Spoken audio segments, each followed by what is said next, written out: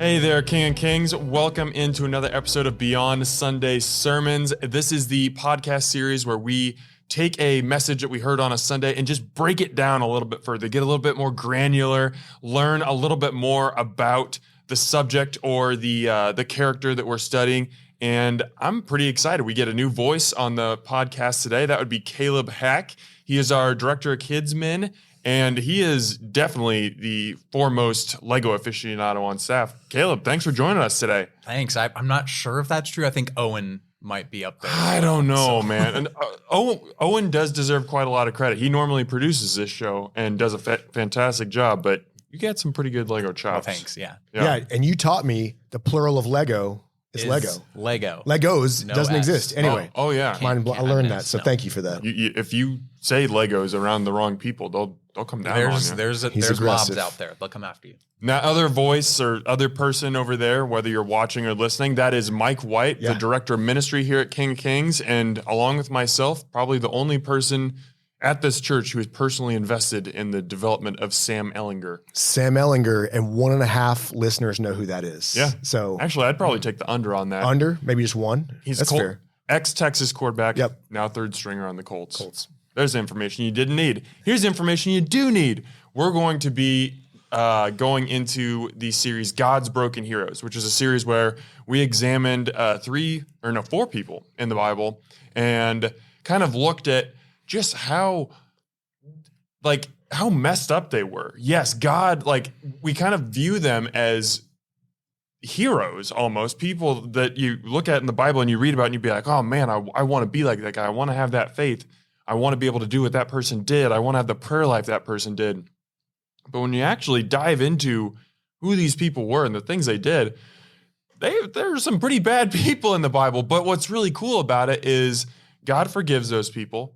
He still loves those people, and he still empowers those people to do amazing things, which just gives us confidence because we're like, well, if you can love a guy like Jonah and use him to save thousands of people, I can do great things with my life too. So today we're going to be looking at Elijah. He is someone I would argue, and we talked about this a little bit in our pre-show meeting, I would argue no biblical character has the swag that Elijah did. What do you guys think? Yeah, he's definitely he knows what he's doing, and he's not afraid to do it. I would put it that way. He's got a lot of swag. Boldness. Yeah. He steps out big in faith, and he sees God do great things. But like you said, there's a pretty big fall we see in his life and kind of gives up his calling. We'll get there in a little bit, I know. Yes. So let's just start off with a quick backstory. We're going to start in 1 Kings 17. That's kind of where the meat of Elijah's story is found. So Elijah was a prophet during the reign of King Ahab. Now, King Ahab, not a good dude. The Bible says that Ahab he did more evil in the eyes of the Lord than any of those before him. Not a great guy. Not a great accomplishment. No. So Elijah comes and tells him that because of his wickedness, that God is going to withhold rain from the land, and there will be neither rain nor dew in the next few years, except at Elijah's word. Big deal. No rain means no crops. So you're talking major drought. This is, for a couple of years, that's pretty bad. So after a time, God tells Elijah, to go present himself to Ahab, and then he will send rain to the land. So I'm going to pick it up in 1 Kings 18, verse 18 and 19. I have not made trouble for Israel, Elijah replied, but you and your family's family have. You have abandoned the Lord's commands and have followed the Baals. Now summon the people from all over Israel to meet me on Mount Carmel, and bring the 450 prophets of Baal and the 400 prophets of Asherah who eat at Jezebel's table. So what we're setting up here is a major confrontation between Baal, who it's commonly referred to as Baal, but Mike, I think you got the correct pronunciation on that. We think. Baal. Blew our minds with that. Yes. I don't know. Someone else taught me that. It was always Baal. Baal. I said Baal growing up. Let's go Baal. Baal. It sounds cooler. Yeah. So we've got on one hand Elijah and God, And on the other hand, we've got all these prophets of these false gods, and they're going to have this major showdown on Mount Carmel. This, like, Elijah, we touched on this a little bit, but he's got this boldness that we don't normally see in the Bible. I mean, Elijah not only withheld rain, or at least told the king that God was withholding the rain, which is pretty bold in and of itself. That would obviously make the king very mad. But he comes at him and he calls him out right in his face. I mean, he's like the modern day Michael Jordan, just spit and flame. What do you guys think gave him that boldness to just be so, maybe even flamboyant? Yeah. Can I add a little context? Yes, is that okay? Absolutely. Yeah. So I think you're right. You see Ahab, who's really wicked, and then he marries Jezebel, who is a foreign woman, and she brings in these foreign religions, which God had spoken against. Yes. And so King Ahab had officially endorsed these as the religions of the people of the northern kingdom. And there was conflict leading up to this. Like, they were hunting down prophets of God and they were killing them. And we'd seen Elijah see God come through in amazing ways, right? Fed by ravens. You see, what was it? Bread and oil kind of continue on for years. He raises a widow's son from the dead. So he's seen God's faithfulness. So that's the context, I think, building, where he has this boldness to proclaim to Ahab's face that what he's doing is wrong, essentially. Why did I do the backstory? You're like the king of setting the scene. I don't know Should about just let you run with it. No. Well, we'll know that for future episodes. Sorry, Caleb, I didn't mean to. No, that's good. I think definitely he's seen God do big things over and over and over. And so he's just constantly expecting God to do those big things. And I think that's what you talked about a lot in your message on this, was the expectations that he has for God to move in a certain way and to do those big things and continue to do it. And I love this. I feel like this is like an iconic Old Testament Bible story. It's like the ultimate showdown of ultimate destiny. It's like everything's coming into place, and like all these enemies of God versus like his top prophet basically right now. Yeah. And so you see in the king and queen's palace, these prophets of Baal and Asherah are at their table. So it's close relationship. They're the official religion of the area and the land, and they're putting the people of God. They're breaking the covenant with the God of Israel before them. And that's what Elijah's not having anything to do with. So he's fired up. He has this history of God moving in incredible ways, and he has anticipation that it's going to happen again. Mm-hmm. What do you guys think that faith looks like in a modern day application, to be that bold, to have that great of you just know that God is going to come through for you? Yeah, I think of like missionaries that go out into the mission field. That's good. People who like are willing to leave everything behind to follow God, to go do what he says. We get missionaries that come here, we send missionaries out, but like I grew up around a lot of like mission teams. I did mission trips myself, with groups, and it takes a lot of faith to be able to like step out and preach the word of God, so for him to be able to do that, I feel like that's kind of how I relate it today, is like these people that are just champions of the faith that go out and tell people about it. I wonder in our Western culture if we're too comfortable in our faith. Like, I don't know if I can relate to this kind of bold faith, missionaries, I think of the Middle East, where Christians' lives are on the line constantly. In Asia, China's that way too, underground church. So I don't know where something's really at stake, where I don't think we face that. Maybe there's a little like social persecution that we face, maybe. But even I think we're still a Christianized country in some sense. Maybe there's certain areas that we like to be comfortable. 100%. And we like to be in our box. We have our groups that we hang out with, our friends, our people, and stepping outside of that. And he's basically alone, Elijah. Like, all these other prophets have been persecuted, hidden away in caves. They're gone. He's out here doing this by himself, essentially. And for us, like, that would be extremely uncomfortable. Yeah. Yeah, that's the reason I asked that question, is because I was thinking about this, and I struggled to come up with like what that looks like in America, to have this level of boldness. And there probably are some applications of it, but the level of persecution we just don't really see or experience. But I like your comparison, Caleb, of going out to other countries and being a missionary, and especially in ones where if you can be arrested, you can be tortured, you can be killed. Like that's really putting it on the line. And I think Elijah is a prophet who would have been willing to do that when we see it right here. So let's get back into the event here.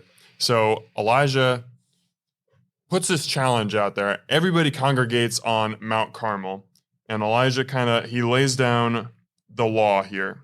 In 1 Kings 18:22, he says, I am the only one of the Lord's prophets left, but Baal has 450 prophets.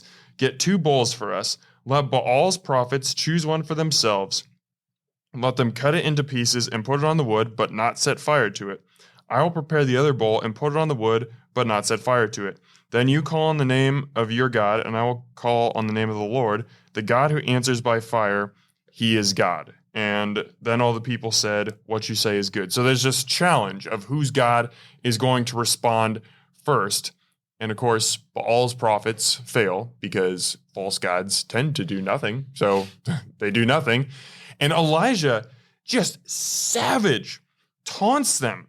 So to be clear, these other prophets, they're dancing around. They're so desperate that they're cutting themselves with swords and stones, like putting their lives on the line. And as they're doing this, Elijah says, shout louder. Surely he is a god. Perhaps he is deep in thought, or busy, or traveling.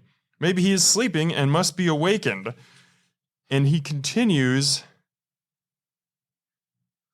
It doesn't have it in this version, but he makes bathroom jokes and says, hey, maybe he's relieving himself in other translations. So yeah, that's the busy, kind of deep in thought, I think, some of that. But yeah, that's the thing. Yeah.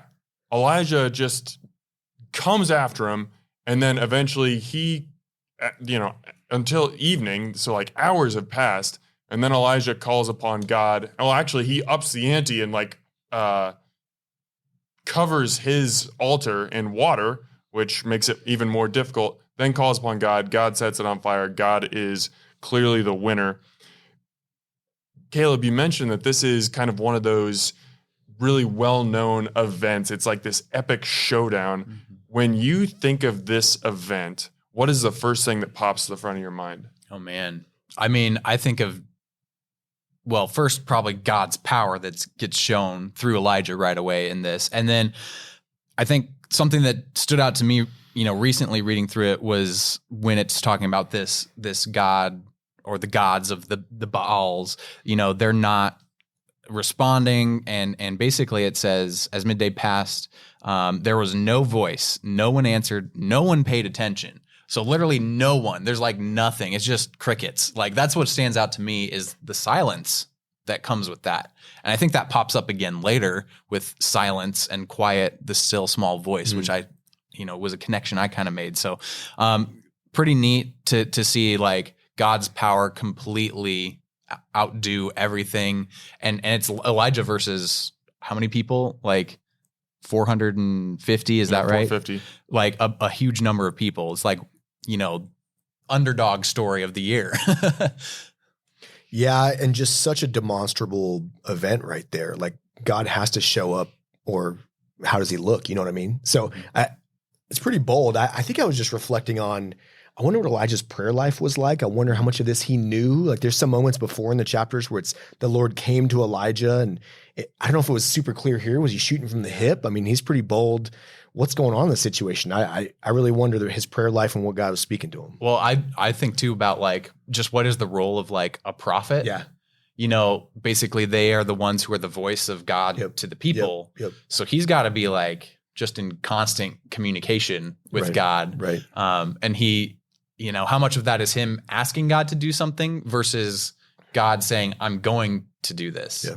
So I agree. What I find just so fascinating, and I know I keep going back to this, but just the audacity and the swagger that he has is so. We kind of talked about it pre-show, like maybe David, you could put him on that level, but other than that, we don't see it in the Bible. Like so many people in this book are more known for their humility or kind of their quietness or their meekness than they are for bravado. And we see the Bible multiple times expound on the virtues of humility. 1 Peter 5:5 is one of the most well-known. Clothe yourselves, all of you, with humility toward one another, for God opposes the proud, but gives grace to the humble.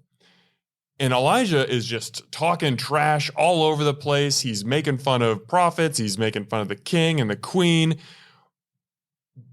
Like, where is there any I think there's a little bit of a disconnect for me there, in that I would feel like maybe God at some point would be like, hey, dude, there's a different way to do this. Turn it down a little bit. But clearly he doesn't, and he supports Elijah. Like, what do you guys make of that? I think that verse from 1 Peter is interesting. And when I think of Elijah, I kind of think of Peter too a little bit. Maybe they're similar a little bit in some of that boldness. And so when it comes down to it, I think he has to learn a lesson about this. And I think he does with what happens kind of after this whole incident. So it's really interesting to hear about how he does this whole big thing and then kind of goes off and his mindset really changes. And when we were talking before, I was thinking more about like his confidence, like how much of that is just pure bravado. Like he's just putting on a front. Is he just saying like, I know this is who God is. Like I expect he's going to do this, when internally, is there something else going on? And that's, that's what I wonder when I read through this. And after all of these miracles he sees, he kind of like, he has his really highs and really low lows that happen. Yeah, David came to mind. Samson also had some bravado where I think his was more unhealthy bravado, but what you said resonated with me, where there's probably a fine line between pride and confidence. And he seems to really have confidence in the Lord in this moment. If you look after the waters dumped the third time, his prayer, he says, "O Lord, God of Abraham, Isaac, and Israel, let it be known today that you are God in Israel, and that I am your servant." So I don't know. I think he's still putting the Lord at the center of everything and not himself, whereas Samson probably got a little bit off there and put himself at the center sometimes.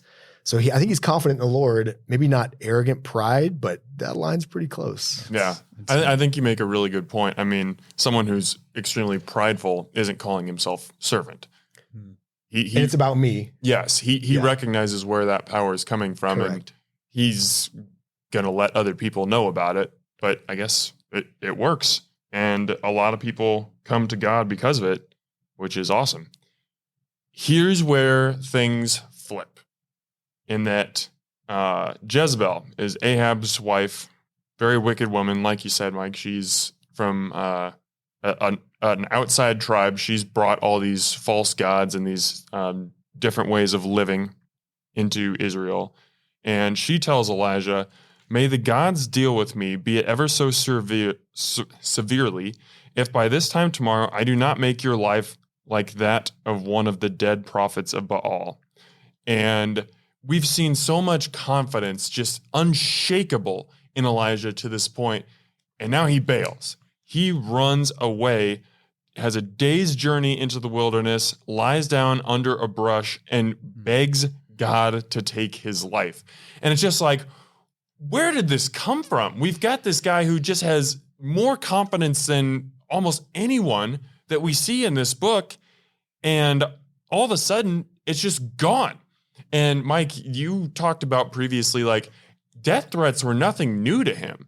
This was something that he'd experienced and encountered previously. It's not like a death threat is something that he's unfamiliar with. Right. But this one shakes him to the core. What do you guys think happened here? Yeah, I mean, I think back up just a touch. So you see the fire come down, sacrifices there. They get the prophets of Baal, put them to death. And then rain comes. There was the drought for 2 to 3 years. Rain comes and he tells Ahab, get out of here and go back to Jezreel, essentially. And then he sets the record for the fastest marathon ever, right? And he runs ahead of him to Jezreel. That's the capital. That's where king and queen lived. And again, in my message, I just went the whole route of expectation. So here's a sacrifice. Everyone sees this. There's going to be a huge moment of repentance. King, queen are going to turn. Everyone's going to come to know the Lord. And it's not what happened. Yeah, they rebelled. They doubled down on the death sentence. So he's expecting... And King Ahab, he's kind of seems like a wishy-washy kind totally of guy. Does. Kind of paper king, and she's running the show. Yeah, she's running the show, Jezebel. And so he's probably expecting, okay, like I just defeated all of their prophets, and Ahab's kind of like, oh yeah, rain's coming, your Lord's powerful, like there's something there.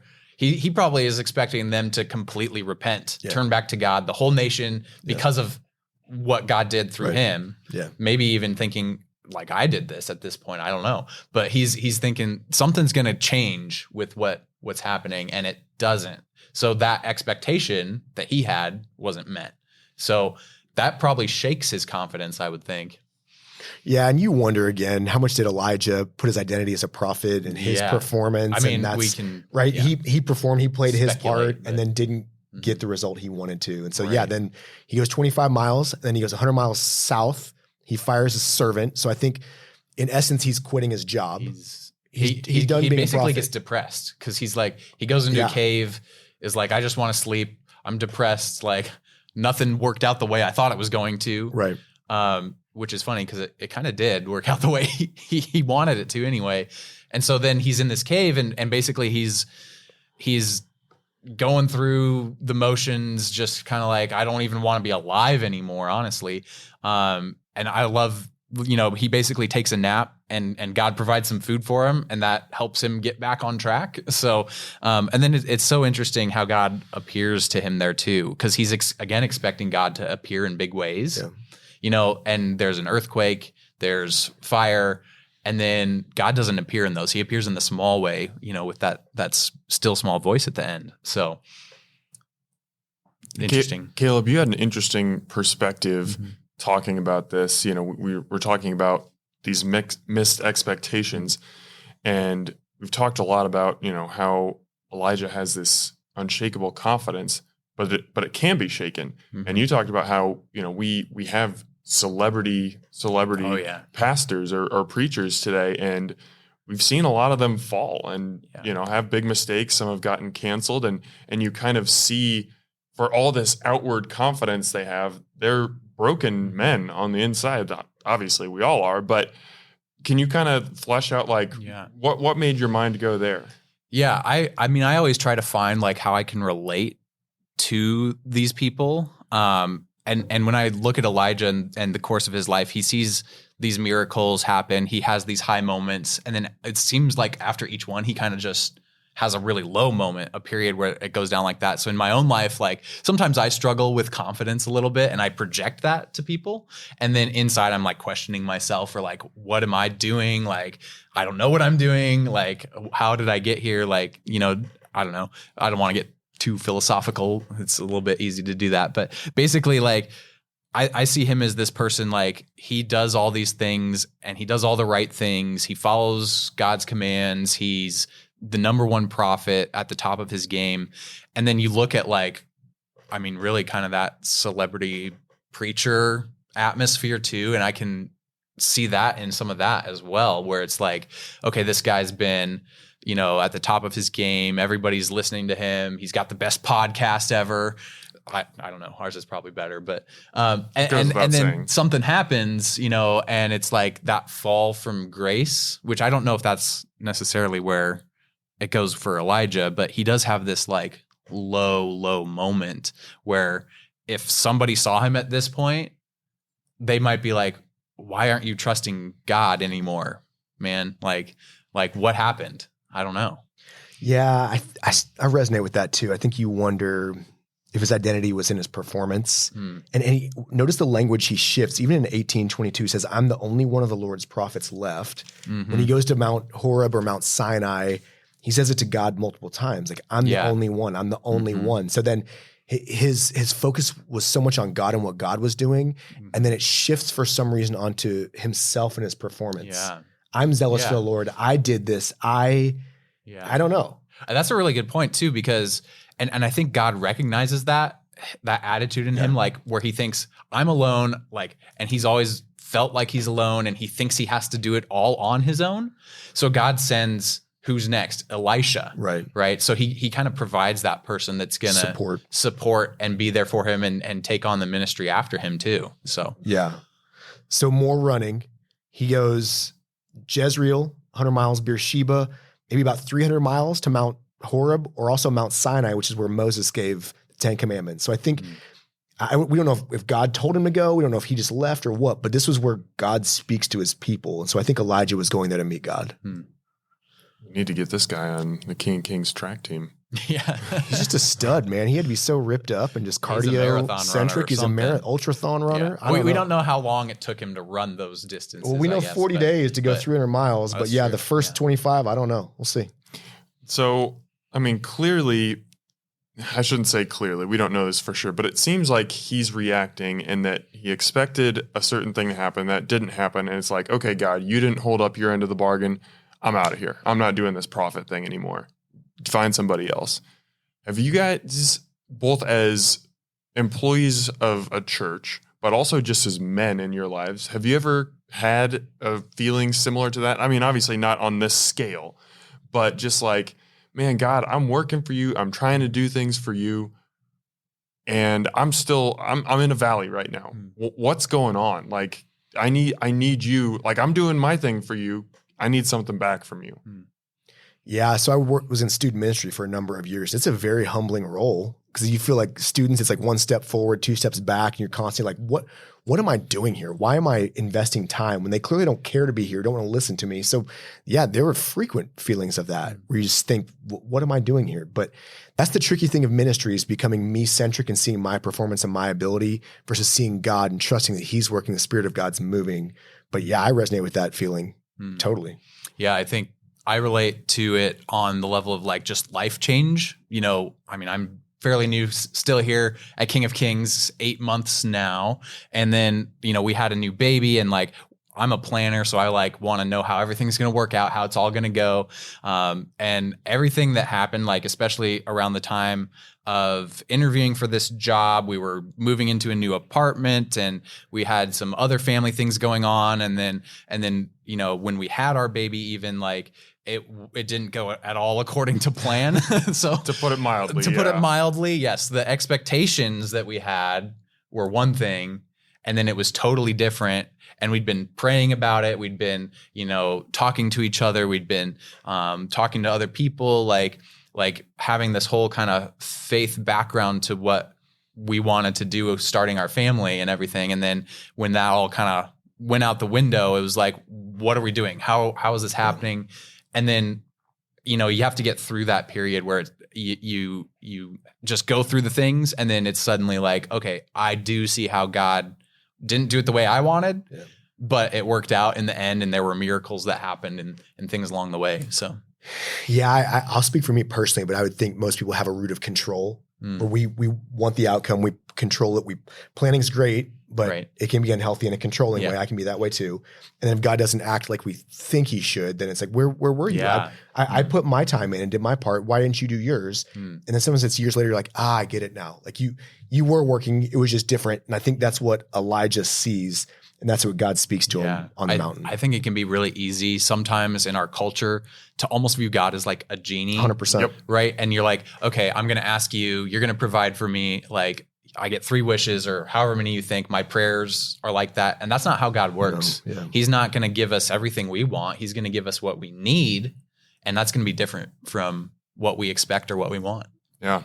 I know in my mid-20s, I had a huge wrestling in my faith because I was struggling to find my wife. Like, this is not a correct expectation now, but let's hear it, man. I can't wait for this one. No. My parents were like middle school sweethearts, got married, I think, when they were 21 and 18, or maybe it was even 20 and 18 respectively. So growing up, like, that was my expectation. Like, you get married in your mid-20s, you start having kids mid to late 20s, and by your 30s, you got like family established, you're off and running. So when I'm like 26, 27 years old, I really devoted my life to Christ in a way that I never had before. And I was involved in church and everywhere. I was in small groups. I was serving. I was just doing all kinds of stuff. And I think I didn't do it because I was hoping that God would help me find my person. But I had this expectation, like, I'm a Christian dude. I'm out here doing this. Like, I really want to meet this person. I'm ready. And that wasn't how it worked. I didn't get to meet Sarah until a couple of years later, and we've been married for almost 5 years now. And it's kind of like you said, Caleb, I can look back now and see that in my mid-20s, I was still very immature, and I was not ready to meet Sarah. I don't know if Sarah would have liked the mid-20s version of me. She probably wouldn't have wanted to marry me, much less date me. But in that moment, it was just like, God, I'm trying to do so much for you. I'm trying to be the man, the Christian that you want me to be, and I'm getting nothing from you. And of course, I'm getting a lot from him. I'm extremely blessed. But in that moment, it just felt like, I need you to give me something. And I think that's kind of what Elijah was feeling here. Yeah, I'd agree. It's easy to overlook the blessings, like the rain or the food, the things that he had just God provided for him. Mm-hmm. And the ability to run incredible distances in short amounts of time. Yeah, I agree. Thank you for those quads. Okay, so you mentioned, Mike, that Elijah, he ends up at Horeb, which is the mountain of God. And God comes to him, and twice he says to Elijah, "What are you doing here, Elijah?" And I find that so interesting because God obviously knows what he's doing, but he's trying to get Elijah to think about his position in life. What do you guys think God was hoping Elijah's response would be, or what do you think he was trying to elicit there? I think honesty, brokenness, he got some of that, but also realizing who God was. I think you see Jesus in the New Testament ask questions. What do you want me to do? What do you want? So I don't know. I think it's just a way to set the table and allow that person to kind of speak. I think he gives it to him twice to then reorient his perspective. And Elijah's just so locked into his pity party, he can't see what God's doing. Yeah. He says, God asks, what are you doing here? He says, I've been very jealous for the Lord, the God, for the people of Israel have forsaken. He goes into, I'm the only one left again. God gives him his next mission, basically. And I think God's teaching him, you need to continue on. Like, it doesn't just end because it didn't go the way you wanted. Like, my mission is still my mission, and I'm still wanting you to go and bring my news to the people. So yeah. I think that's important. And then I think you see God's demonstration of power. I think in my sermon, we talked about like God had spoken this way before to Moses and to Job. And there's one more I can't put my finger on right now, but he'd come in power before in fire and earthquake, wind, that kind of stuff, earth, wind, and fire. But then I don't think that's what Elijah needed in that moment. Right. He needed gentleness, closeness, whisper kind of thing. And that's when you see Elijah come out. And then God repeats his question. And Elijah's just so locked in to himself. He can't see who God is in that moment. And that's when God reveals, I've had a plan the whole time. Like, calm down, trust in me. I have this plan. We're going to keep going. And you're my dude still. And I love that he reveals, I've reserved 7,000 for you in Israel, all whose knees have not bowed down to Baal and whose mouths have not kissed him. So we've heard Elijah say multiple times, I'm the only one. I'm the only one. I'm the only one. I'm on this island alone. No, there's a ton of people, and God has had them in reserve this whole time. He's had this plan, but he doesn't reveal it all to Elijah because he wants to see that faith from him, I think. Do you guys get that same read? Yeah, I think so. I wonder here if he's talking 7,000 prophets or just people. That's hard. Yeah, I think either way, delineating. He's a prophet, but yeah, I think you're right. I think these people have not bowed. And then even Hazael was a wicked foreign king. So God's even using foreign powers. I think there's a military general in there he's using. So he's like, I'm still working, Elijah. Like, trust me, I've got things going you don't even see right now. Yeah, definitely. He's trying to remind Elijah he's not alone. So, Mike, you mentioned it a little bit, but I want to dive in a little bit more. As Elijah's having this pity party, it says, then a great and powerful wind tore the mountains apart and shattered the rocks before the Lord, but the Lord was not in the wind. After the wind, there was an earthquake, but the Lord was not in the earthquake. After the earthquake came a fire, but the Lord was not in the fire. And after the fire came a gentle whisper. And that is when Elijah heard the whisper, pulled his cloak over his face, and went out and stood at the mouth of the cave. So we see these great, powerful demonstrations from God, but it's when he whispers that Elijah actually responds. What do you guys take away from that? Why do you think that was how God chose to speak to Elijah? Excuse me. Yeah, again, I think he's already seen these powerful miracles. That's not what he needed in that moment. He saw, the stop of the rain. There was no rain. He saw people raised from the dead. He saw the miracles with the food that was provided to the widow, or the widow provided to him, and then of course the big destruction of the gods, right? And the prophets, and then all these big things is where he's expecting and looking for God. And God says, I'm just in your heart. I'm just, a whisper in your ear. I'm right there with you. It doesn't have to be a big thing. So yeah, I think the Hebrew for gentle whisper, it's almost inaudible. So maybe it wasn't even heard, but like you said, kind of in his spirit. And Elijah knew the voice of the Lord. But I think in my message, I talked about it's like having kids, which you'll see as Olivia gets old and you realize how sinful she is. But when your kids are ramped up and like you don't want to meet them power with power, like that just doesn't go well. And I think Elijah was just in such a broken spot. So power God was not necessarily what he needed. He needed the gentleness, the peace, the grace, and that's how God came and spoke in that moment. Yeah, even relating that to like a baby, like God chose to send Jesus as a baby, like the most, basically just the most vulnerable thing you can think of. Vulnerable is a way to do it. I mean, like the most, inexplicable way you could choose to save your people. That's what God does. and he wants to make it known that his power is great in weakness. So now there are more things that happen, but I want to get back to Elijah's next conversation with Ahab. So we see him at the beginning. He comes in and he lets Ahab have it. Then they have the big showdown on Mount Carmel, and he tells Ahab, go home, and then races him home and beats him, and then gets terrified, runs away. Now we see him come back to Ahab again. Ahab says to Elijah, so you have found me, my enemy. This is in 1 Kings 20. And Elijah says, I have found you because you have sold yourself to do evil in the eyes of the Lord. He says, I am going to bring disaster on you. I will wipe out your descendants and cut off from Ahab every last male in Israel, slave or free. I will make your house like that of Jeroboam, son of Nebat, and that of Baasha, son of Ahijah, because you have aroused my anger and have caused Israel to sin. And also concerning Jezebel, that's his wife again, the Lord says, dogs will devour Jezebel by the wall of Jezreel. Dogs will eat those belonging to Ahab who die in the city, and the birds will feed on those who die in the country.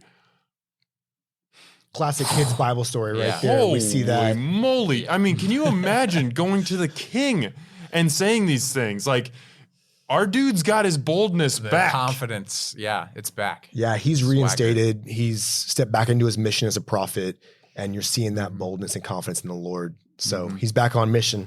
I think that there are times in our lives where we're both versions of Elijah. There's these cocky times of, maybe not cocky, but just these times of great faith and great confidence, and times where we're just throwing a pity party and it's just like, God, you're doing nothing for me when he's working all around us. What comfort does it give you guys that God shows Elijah grace in both of those instances? Yeah, because we fall short and need grace too. I mean, that's where the whole series, God's Broken Heroes, is we're seeing people in scripture that relate to us and say, yep, I can relate to that. Yep, I fall short, I doubt, I fall away, I sin, I struggle. And God's still saying, come on, we're still going on this mission. Yeah, it's definitely a testament to who God is and how he's the same. He doesn't change.